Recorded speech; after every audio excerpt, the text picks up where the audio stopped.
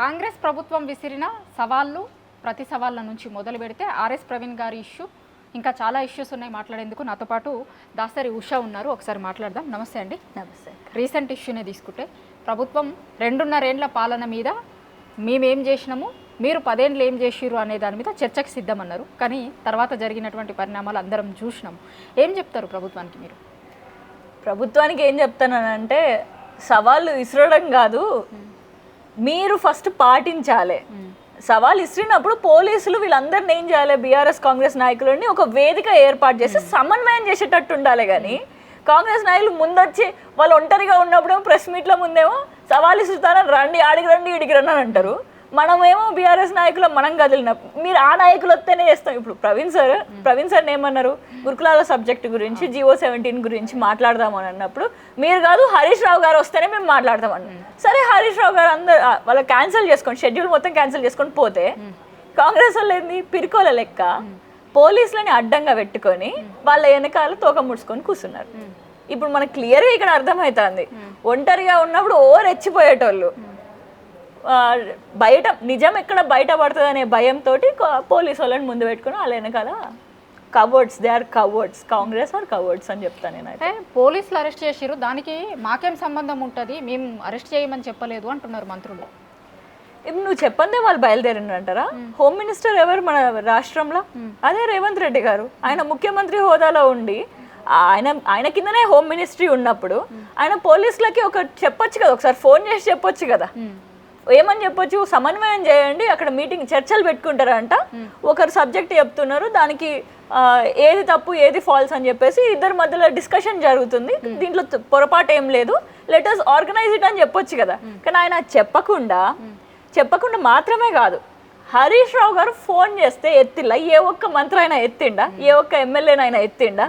ఆయన వాట్సాప్లో మెసేజ్ పెట్టడం, మరి మేము వస్తున్నాం, పోలీసులు అడ్డుకుంటున్నారు, మీరు చెప్పండి, మేము గన్ పార్క్ దగ్గర కలవడానికే మేము వస్తున్నాము అని చెప్పేసి పోలీసులను సమన్వయం చేయండి అని చెప్పేసి చెప్తే కనీసం ఏ ఒక్క హసరుద్దీన్ గారు ఎత్తారా, లేకపోతే లక్ష్మణ్ గారు ఎత్తారా, లేకపోతే జూపల్లి గారు ఎత్తిల్లా? ఎవరికి కూడా ఇప్పుడు మాత్రం మాటలు రావు, ఫోన్లు చేసినప్పుడు మాత్రం మాటలు రావు. ఇవన్నీ నాటకాలే అక్క, ఇవన్నీ ఉత్తియే. బయట ఇట్లా సినిమా లెక్క మనకి ఏదో ఒకటి చూపిస్తున్నారు, అంతేగాని దాంట్లో నిజంగా వాస్తవాలు బయట పడతాయి అనే భయంతో ఇది వాళ్ళు చేసేటటువంటి డ్రామానే కానీ నిజంగా వాళ్ళకి నిజాలను బయట పెట్టాలని లేదు. ఇప్పుడు ఆర్ఎస్ ప్రవీణ్ కుమార్ గారి ఇష్యూ కూడా నిజంగా చాలా పెద్ద ఎత్తున చర్చ జరుగుతుంది. ఆయనకి సెక్యూరిటీని తీసేసే దగ్గర నుంచి వాళ్ళ వైఫ్ ట్రాన్స్ఫర్ వరకు. అయితే కాంగ్రెస్ పార్టీకి సంబంధించిన వాళ్ళు ఏమంటున్నారు అంటే, ఇది రెగ్యులర్ ప్రాసెస్లో భాగంగా జరుగుతాయి ట్రాన్స్ఫర్లు, దాన్ని ఎందుకు రాజకీయంకి ముడిపెట్టి చూస్తున్నారు అని అంటున్నారు. మీరేం సమాధానం చెప్తారు దానికి? రెగ్యులర్ ప్రాసెస్గా ట్రాన్స్ఫర్స్ జరుగుతాయి కావచ్చు, కానీ లక్ష్మీబాయి అమ్మగారు ప్రవీణ్ కుమార్ సార్ వాళ్ళ వైఫ్ ఇంకొక 1 year అయితే అమ్మది సర్వీస్ అయిపోతుంది. ఇంకొక 1 year సర్వీస్ ఉన్నప్పుడు అసలు ట్రాన్స్ఫర్సే, బదిలీలు, ఎలాంటి బదిలీలు చేయొద్దు అని చెప్పేసి ఒక జీవో ఆర్డర్ ఉన్నది. కానీ అట్లాంటి జీవోని కూడా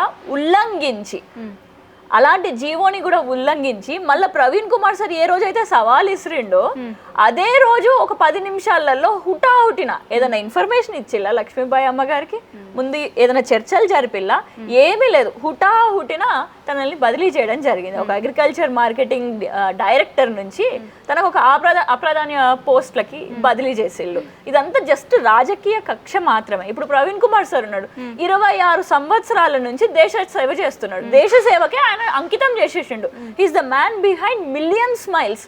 లక్షలాది మంది, 10 లక్షల మంది పిల్లలకి ఒక తండ్రిలాగా నిలిచిండు. అలాంటి గురుకుల వ్యవస్థను నడిపించినటువంటి వ్యక్తి పోలీస్గా ఉన్నప్పుడు ఒక మాజీ IPS ఆఫీసర్, ఆయన అడిషనల్ DGP హోదాలో ఆయన రిజైన్ చేసేసిండు. DGP అయ్యేటటువంటి వ్యక్తి అడిషనల్ DGP హోదాలోనే ఆయన రిజైన్ చేసేసి, నాకు అవసరం లేదు, నేను రాజకీయాల్లో వెళ్ళి ఇంకా ఎంతో మంది లక్షలు చేస్తున్నాం కదా, కోట్లాది మందికి తెలంగాణలో నేను ఒక మార్పు తీసుకొని రావాలనుకుంటున్నా, ప్రజలందరికీ కూడా చూపించాలనుకుంటున్నా మార్పుని అని చెప్పేసి రాజకీయాల్లోకి వచ్చింది.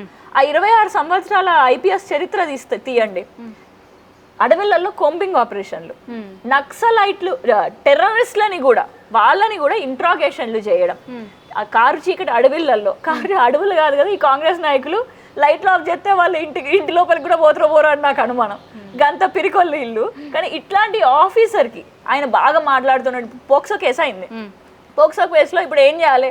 డే 1 తెలిసిన వెంటనే అట్లాంటి ఎఫ్ఐఆర్ ఒకటి అవుతుంది అని తెలిసిన వెంటనే హోమ్ మినిస్టర్ ఉన్నటువంటి ముఖ్యమంత్రి, మరి బండి సంజయ్ ఒక కేంద్ర మంత్రి కాబట్టి, మరి వాళ్ళ కొడుకు కాబట్టి ఎట్లాంటి ఇన్ఫ్లుయెన్స్ ఉపయోగించకుండా ముందే వాళ్ళ కొడుకుని అరెస్ట్ చేసి తెలంగాణ రాష్ట్రానికి చూపించాలి, నిదర్శనంగా ఉండాలి. కానీ వాళ్ళు ఏం చేసిళ్ళు, ఎట్లనైతే కాపాడొచ్చు అని చెప్పేసి ఆడ నరేంద్ర మోడీ మీటింగ్ పెట్టుకోవడం, అలాంటి ఎన్నో ఇలాంటి ప్రయత్నాలు చేసి బండి సంజయ్ కొడుకుని అరెస్ట్ చేయకుండా 9 రోజులు కాపాడిల్లు. కానీ బీఆర్ఎస్ పార్టీ మాత్రమే ప్రవీణ్ కుమార్ సార్ ప్రతిరోజు ప్రతి నిమిషం మనకి ఏం జరుగుతుంది అని చెప్పేసి అప్డేట్స్ ఇస్తూ బండి భగీరథ్ని ఎట్లనైనా అరెస్ట్ చేయాలి, లేకపోతే తెలంగాణ రాష్ట్రంలో మహిళలకి రక్షణ లేకుండా మళ్ళీ భయాందోళనకి గురవుతారు, మినిస్టర్లు ఏం చేసినా కూడా చెల్లుతుంది అని చెప్పేసి వాళ్ళ కార్యకర్తలు కూడా అదే చూసి మళ్ళీ ఎన్నో పాక్సో కేసులు ఇంకా రిజిస్టర్ అవుతాయి, దీనికి అన్నిటికీ ముగింపు పలకాలంటే అరెస్ట్ చేయాల్సిందే అని చెప్పి ఒక మాట మీద ఉన్నాడు.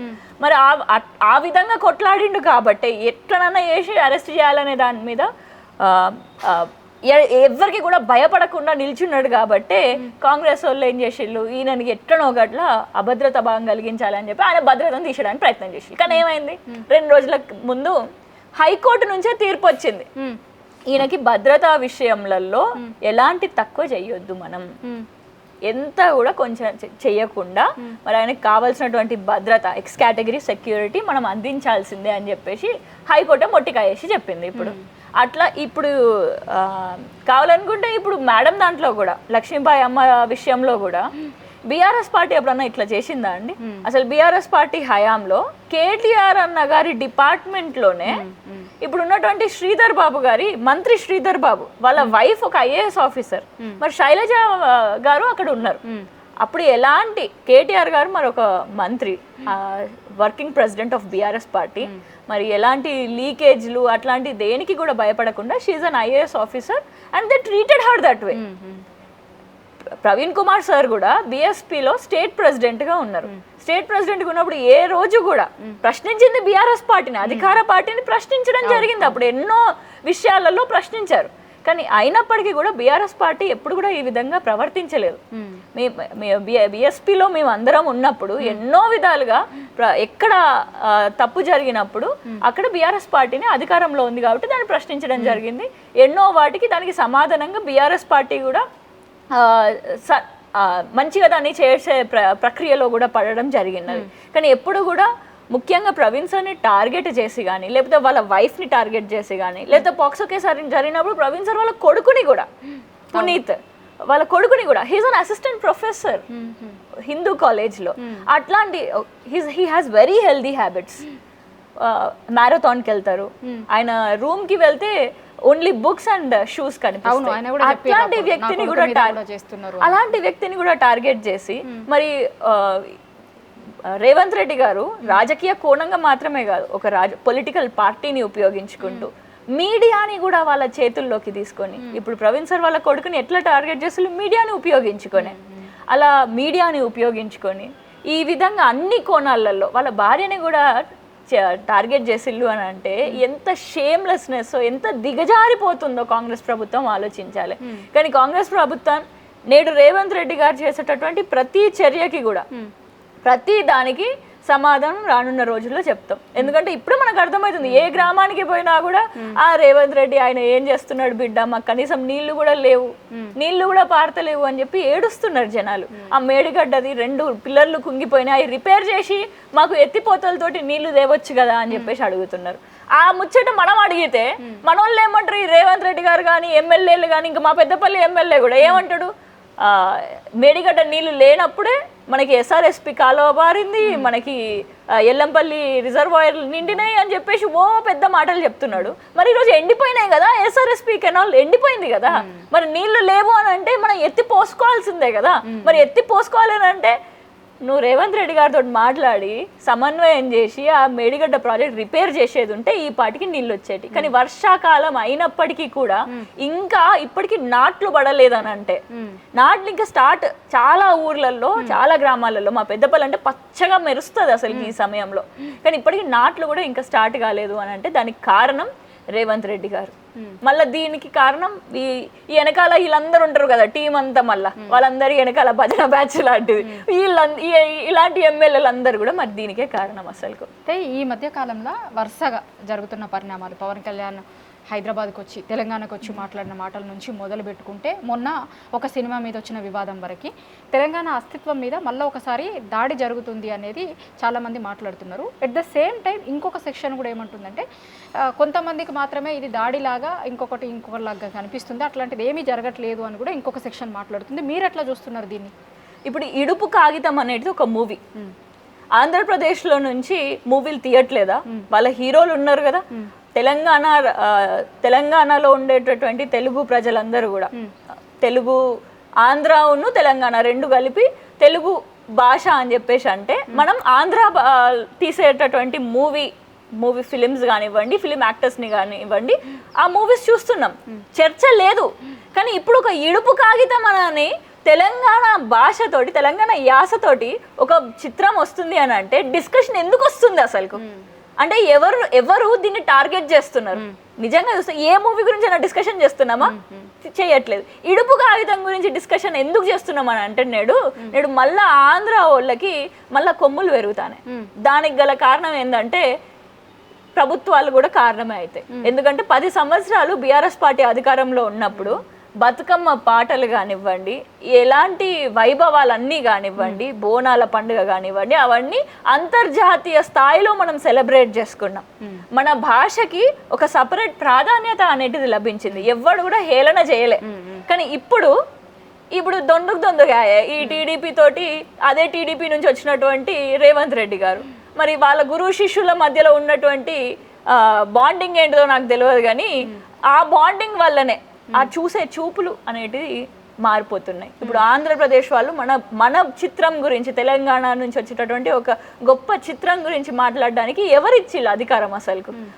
అది ఆ ముచ్చట మాత్రమే కాదు, హైదరాబాద్లో రావణ్ అని చెప్పేసి ఒక అన్న ఉన్నాడు, ఆయనకు ఒక ఛానల్ ఉన్నది, చాలా మంది ఫాలోవర్స్ కూడా ఉన్నారు.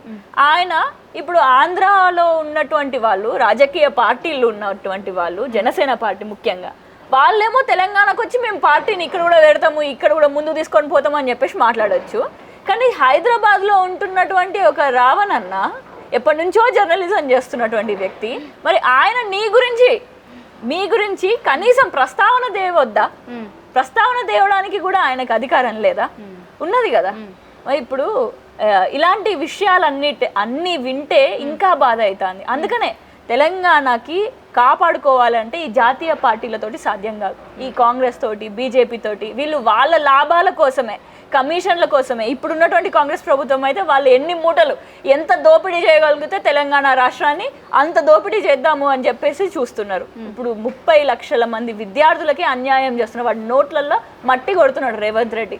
వాళ్ళకి మంచి పుట్ట నిండా తిండి పెట్టాల్సినటువంటి ప్రభుత్వం నేడు వాళ్ళ నోట్లలో మట్టి కొడుతుంది. వాళ్ళకి ఇచ్చేటటువంటి ప్రతి ఒక్క వస్తువు తిండి దగ్గర నుంచి, ఉప్పు కారం దగ్గర నుంచి మొదలు పెడితే వేసుకున్నటువంటి దుస్తులు, ధరించినటువంటి దుస్తులు, కప్పుకునేటటువంటి చెద్దర్ల వరకు, పంపించినటువంటి ట్రంక్ బాక్స్ల వరకు చూస్తే వీటన్నిట్లలో కూడా వాళ్ళకి ఆపద తల వంచి ఉన్నది అని చెప్పేసి మనకు కనిపిస్తుంది. అందుకని మన తెలంగాణ రాష్ట్రాన్ని కాపాడుకోవాలి అని అంటే మన భాషని, మన యాసని, మన సంస్కృతిని, సాంప్రదాయాల్ని, వీటన్నిటినీ కాపాడుకోవాలని అంటే తెలంగాణ అంటే మళ్ళొకటి ఉంది, బీఆర్ఎస్ పార్టీ ఒక్కటే. రాజకీయంగా మనం అధికారం లేకపోతే ఈ 3 సంవత్సరాల్లోనే చూసినాం అసలు అధికారం తెలంగాణ రాష్ట్రానికి లేదు అన్నట్టుగా అనిపించింది బీఆర్ఎస్ పార్టీ అధికారంలో లేకపోతే. ఎంతో మంది ప్రొఫెసర్లు కూడా మొన్న ఒక మేడం ఎంతో చక్కగా మాట్లాడారు. అసలు తెలంగాణ అనేటిదే ఆంధ్ర వాళ్ళ భాష, ఆంధ్ర భాష. తెలుగు అనేటిదే తెలంగాణ వాళ్ళ భాష. తెలుగు భాష తెలంగాణ వాళ్ళదే, ఆంధ్రప్రదేశ్ వాళ్ళ భాష ఆంధ్ర భాష అని చెప్పేసి చెప్పడం జరిగింది. ఎంతో మంది కవులు కూడా అదే విధంగా సంభాషించారంట. ఆంధ్ర భాషని తెలుగు అని చెప్పి ఎవరు సంభాషించలే, ఆంధ్ర భాషని ఆంధ్ర భాషగా సంభాషించారంట. మరి మనం అక్కడ నుంచి భాష దగ్గర నుంచి మొదలు పెడితే, మనం కట్టుకున్నటువంటి దుస్తుల దగ్గర నుంచి మొదలు పెడితే, చేసుకున్నటువంటి పండుగలు, బోనాలు, బతుకమ్మ, వీటన్నిటిలలో కూడా ఇప్పుడు బతుకమ్మ సెలబ్రేట్ చేసుకుంటే కొంతమంది ఆంధ్ర వాడలల్లా ఇప్పుడు మొన్న కాంగ్రెస్ ప్రభుత్వం వచ్చిన తర్వాత ఏమంటారు, ఈ లొల్లెందుకు మాకు, ఈ సౌండ్స్ ఏంటి మాకు, డిస్టర్బెన్స్ ఏంటి మాకు అని చెప్పేసి అంటారు. వచ్చిన తర్వాత డీజే తీసేసిండు, సరే డీజే తీసేయండి, but there is a limit. నువ్వు ఎన్ని డెసిబుల్స్ వాడాలో అన్ని డెసిబుల్స్ ఉంటే వాడొచ్చు అని చెప్పొచ్చు కదా. అట్లా కాకుండా నువ్వు ఏ విధంగానైతే బతుకమ్మని నువ్వు స్టాప్ చేద్దాము అని అనుకుంటున్నావు, అది నువ్వు ఇచ్చేటటువంటి జీవోలతోటి మాకు క్లియర్గా అర్థమవుతుంది ఈ రేవంత్ రెడ్డి కాంగ్రెస్ పాలన ఏ విధంగా ఉన్నది అని చెప్పి క్లియర్గా, ఎవరితోటి కలిసి వాళ్ళు రాజకీయం చేస్తున్నారు అని చెప్పేసి క్లియర్గా అర్థమవుతున్నది. అంటే రేవంత్ రెడ్డి గారు ఒకటి ఏం చెప్తున్నారంటే, మీరేమో ఏమీ కాలేదు ఏమీ చేయలేదని చెప్తున్నారు, కానీ రేవంత్ గారు మొన్న ఒక బహిరంగ సభలోనే, రైతు భరోసా నిధులు రిలీజ్ చేసే బహిరంగ సభలోనే, నేను చేసేది మాత్రమే చెప్తా, చెప్పింది మొత్తం చేసినా అని అన్నారు.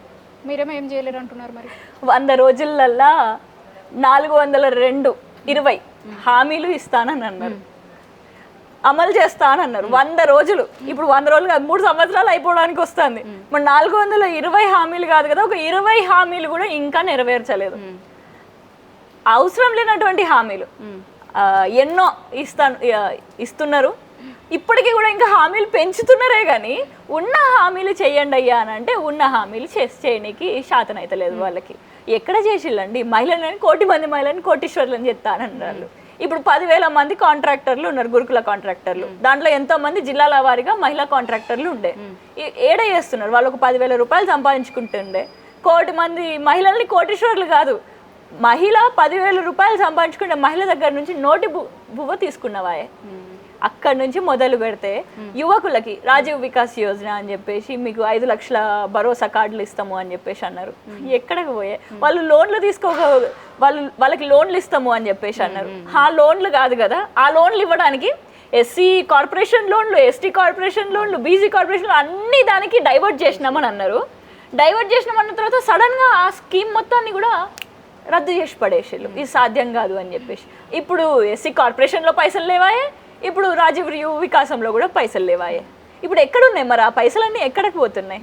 అట్లనే ఇప్పుడు ఏ స్కీమ్ కూడా చూసుకున్నా కూడా రైతన్నలకి రైతు భరోసా అని చెప్పి అది ఇప్పటి వరకు ఎన్ని 100 కోట్ల రూపాయలు అప్పు ఇంకా తీర్చలేదు రైతు భరోసా. అంతే నువ్వు పోయిన యాసంగి పంటదే ఇప్పటి వరకు 3 ఎకరాల వరకే ఇచ్చిండ్రు, కానీ దానిపైన ఉన్నటువంటి రైతులకి ఇంకా రైతు భరోసా పడలేదు. ఇప్పుడు మళ్ళా ఈ రైతు భరోసా పడకపోవడం పక్కన పెడితే, మేము రైతు భరోసా ప్రతి ఎకరానికి కూడా వాళ్ళు మీటింగ్లు పెట్టుకున్నారు పోయిన ఏడాది. ప్రతి ఎకరానికి రైతు భరోసా అందింది, 1 ఎకరం ఉన్న వాళ్ళందరికీ కూడా రైతు భరోసా అందింది అని అంటే మీటింగ్. 2 ఎకరాలు ఉన్న ప్రతి ఒక్కరికి కూడా రైతు భరోసా అందింది అంటే మీటింగ్. ఈ మీటింగ్లతోటి కాంగ్రెస్ మేము అది చేస్తున్నాం ఇది చేస్తున్నాము అని చెప్పేసి పెద్ద పెద్ద బడా మాటలు మాట్లాడుతున్నారు, కానీ చేతలలో చూస్తే ఏం లేదు, అంత తొప్పాసనులు అని అర్థమైంది. థ్యాంక్ యూ అండి. కాంగ్రెస్ ప్రభుత్వం మాటలు ఎక్కువ చెప్తుంది కానీ చేతలు మాత్రం ఏం కనిపిస్తలేవు. చూస్తే కూడా 2.5 సంవత్సరాల నుంచి చేసింది ఏమీ లేదు, ప్రజలకు చెప్పింది హామీలు మాత్రం మస్తు ఎక్కువ ఉన్నాయి కానీ అమలు చేసింది ఏమీ లేదు అని చెప్తున్నారు.